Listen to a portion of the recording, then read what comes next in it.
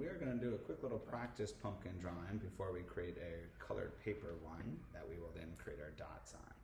So to begin, once you get your pencil and paper, we're going to create a large kind of oval-ish shape to start with.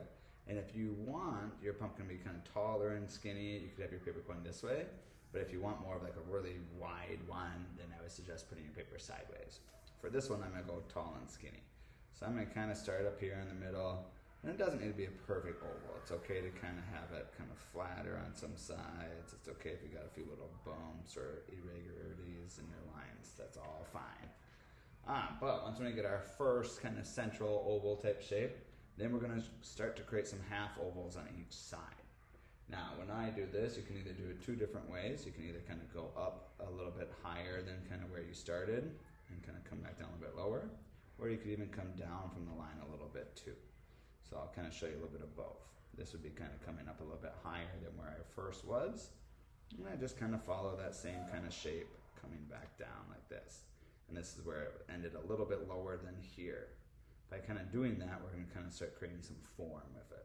So I'll draw one more on here, and this time I'll do it kind of the opposite. I'll come down a little bit lower than that part, maybe to here, bump out first, and then follow that kind of shape. And then once again, stop a little bit lower than where we first were.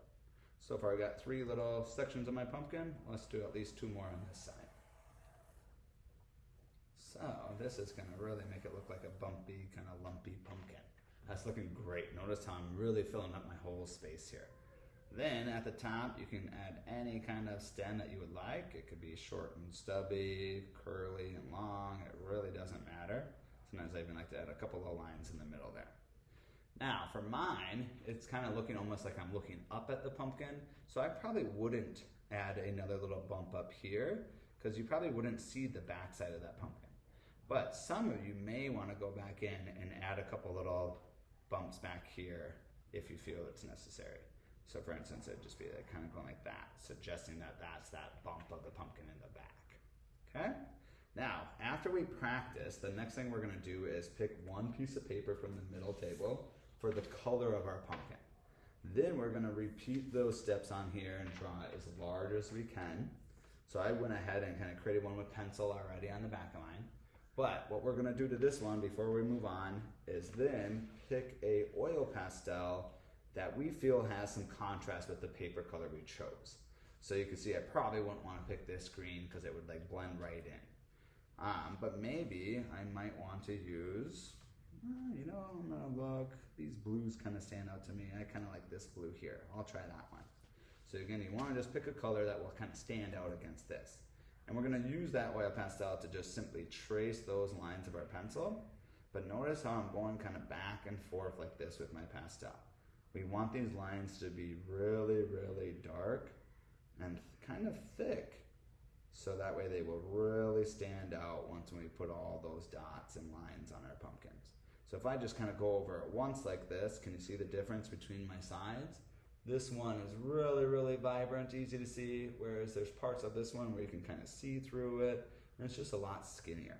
So if you can't quite get used to going in these like kind of short motions like this, back and forth, then I would suggest to at least trace over it twice, okay?